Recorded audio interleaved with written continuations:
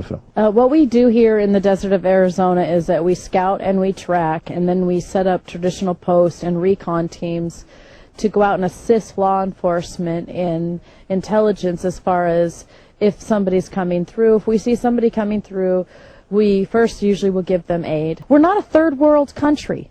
We're not getting people, scientists and lawyers and doctors. We're getting the poor of the poor. We're getting third world values into a first-rate country, which is dropping all of our rates way down.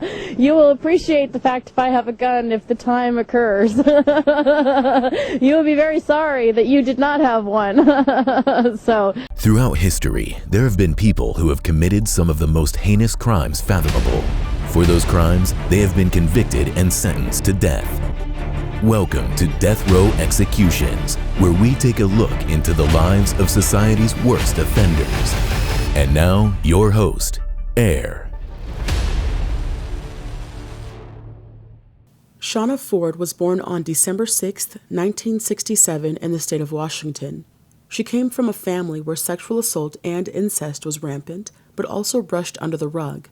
By 1972, Shawna had moved 7 times because her mother, Rena Caudle, would choose new boyfriends over her family. Rena left Shawna to fend for herself or to live with others on multiple occasions. Rena ended up having 9 children by 5 different men, and her first child was a result of incest, so many gave her the excuse for her behavior and for her lack of feeling attached to her children. Shawna was sexually assaulted by multiple men in her family, and when she was finally taken away from her family and living in foster care, her foster mother took advantage of her as well. Not being able to handle her living situation anymore, Shawna started running away and turned to prostitution to survive. She was convicted multiple times as a juvenile and as an adult over the years for prostitution, theft, and burglary.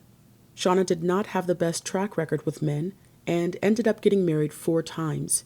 In 1989, her male friend went to court to file for an order of protection against her because he claimed that she had physically assaulted him and threatened him.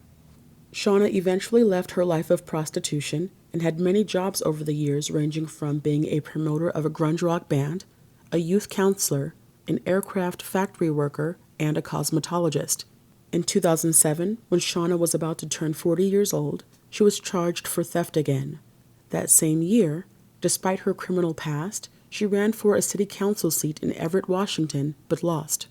We are now joined by Yakima Valley residents and a number of invited guests who will share with us their insights on the immigration issue. Joining us up front here tonight, Shawna Forde, a member of the Minuteman and a representative of the Federation of American Immigration Reform, a national group concerned about border security. What do we need to do to fix it? Well, it's pretty easy.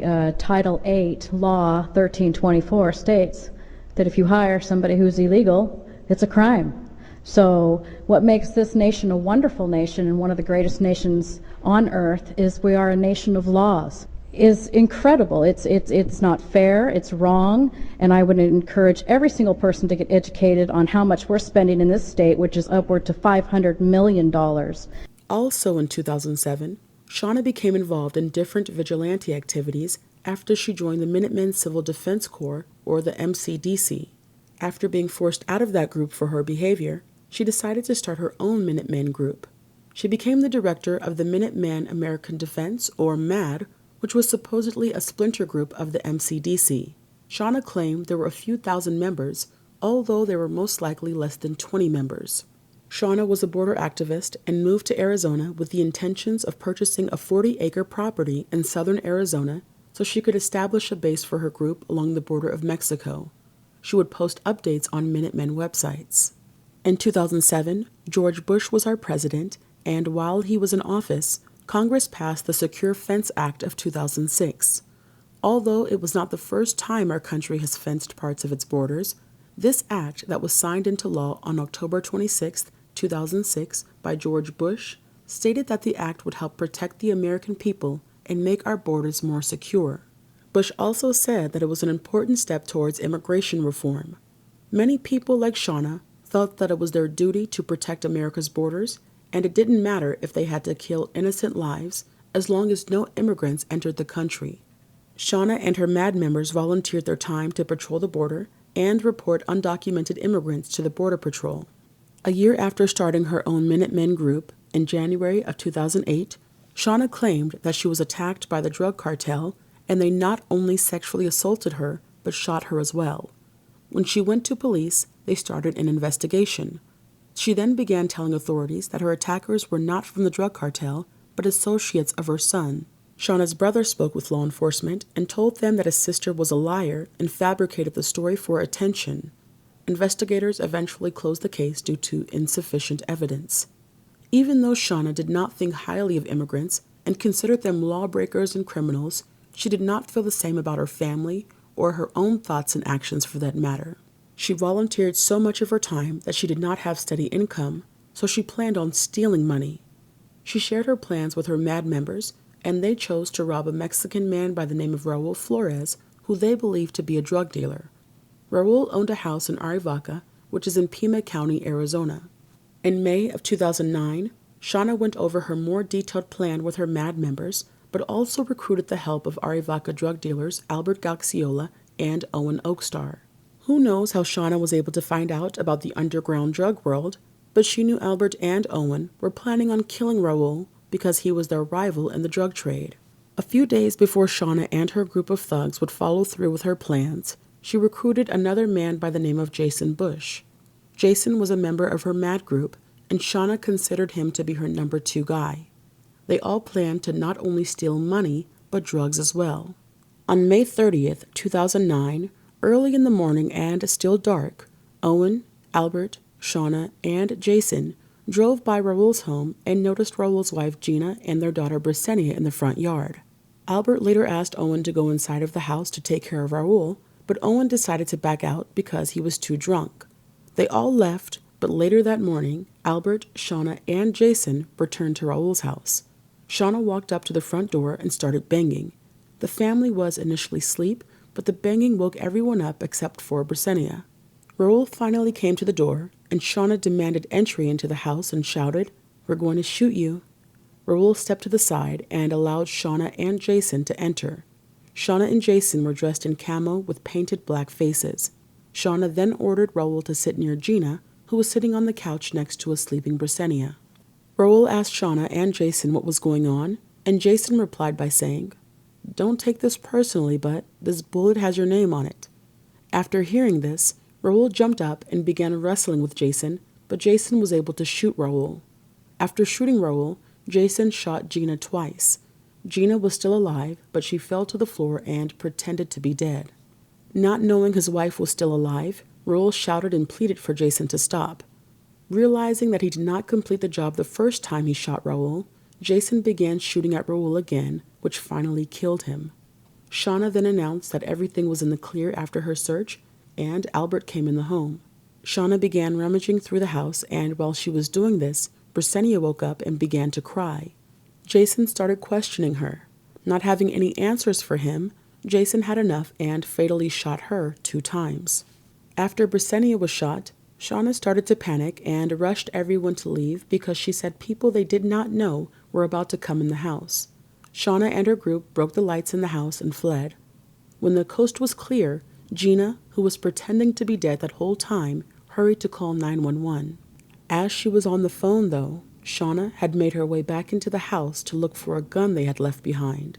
She noticed that Gina was still alive, so she ran outside and shouted, "Finish her off." Without a mind of his own, Jason followed Shawna's orders. He went back into the house and started to open fire at Gina. What he didn't know or anticipate was that Gina was able to find a firearm and shot back at Jason. Struck with a bullet, a startled Jason fled the home. Albert then entered the home, but he made eye contact with Gina, and when he realized that she recognized him, he left the home as well. The 911 call was recorded, and everything from gunshots to Gina shouting was heard. 911, where's emergency? Ma'am, somebody just came in and shot my daughter and my husband. They shot them? Please send me What's to your- Arivaca, Arizona. And what's your... And they shot your husband and your daughter? Are they unconscious? Please, ma'am, please. She's bleeding out of her mouth. Are they still there, the people who are there that shot him? They're coming back in. They're coming back in.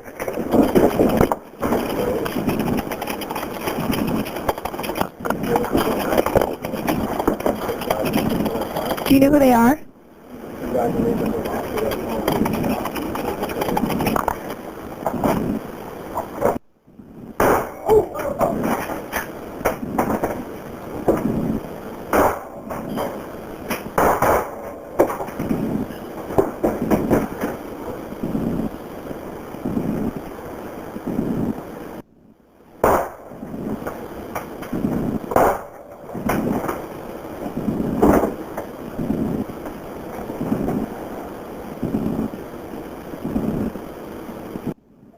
Get out of here.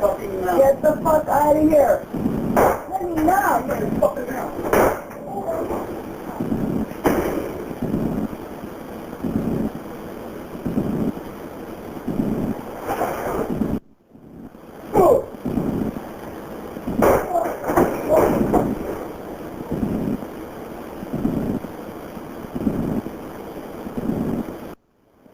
Hello? Are you still there? Are you okay? Ma'am, I don't know. I'm scared. I'm Okay, scared. how many people were there? I don't know, ma'am. Okay. I was asleep and I can't even move. I've been shot myself. I don't Okay, where were you shot? I think I'm shot in the leg. I'm not sure, ma'am.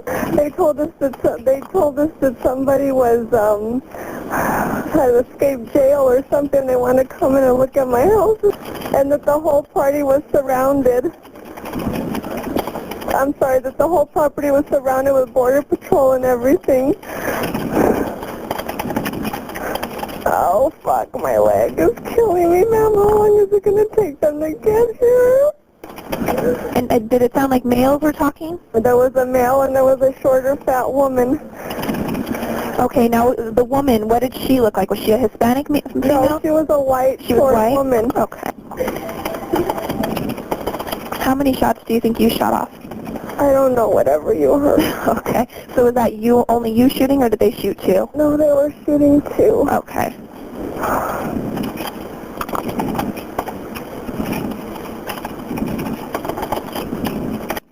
Is your daughter still crying? No, I think she's gone now. Okay. In English to us, and we were asking what's going on, and they were telling us you don't have the right to ask any questions right now. We need to check your house for this, and this, and my husband's like, why do you have tape on your gun? And that's why they shot him. So you heard me yelling at them. I heard a couple shots, and then I heard you yelling, saying, you said get out, or I'm going to shoot you, kind of thing, and then I heard more shots. Is that going to be held against me? No, this is self-defense. Can you remember anything about the people that you saw that would make them stand out?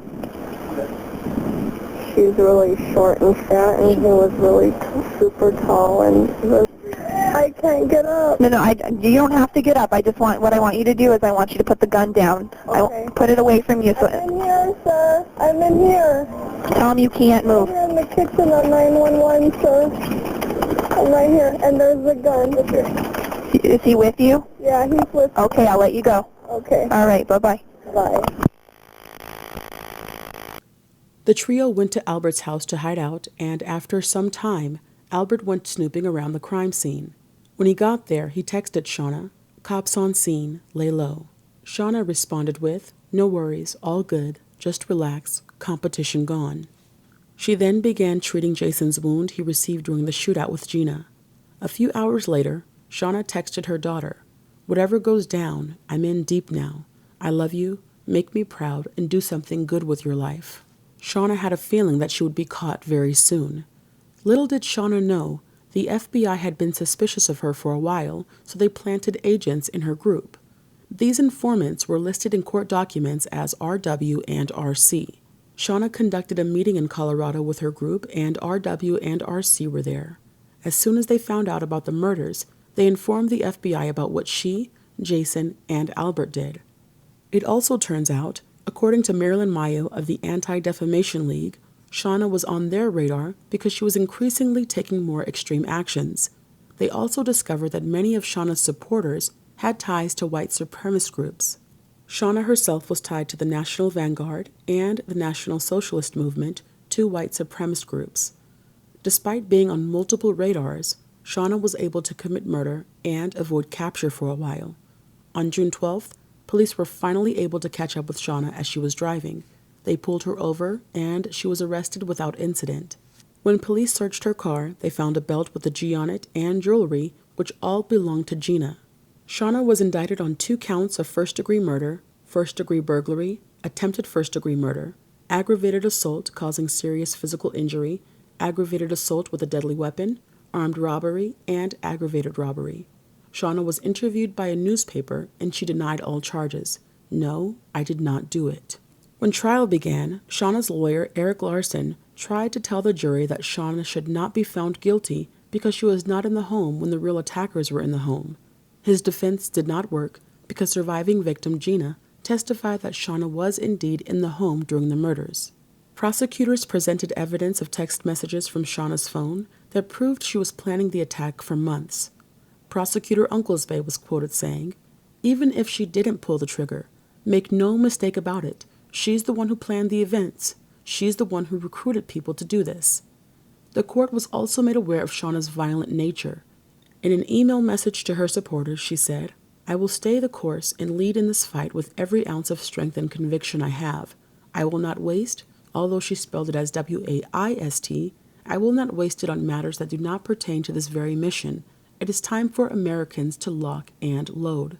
Her prostitution was brought up, her juvenile convictions were brought up, and the jury even heard that once she was involved in a shootout at her old home and her ex-husband was shot during the fiasco.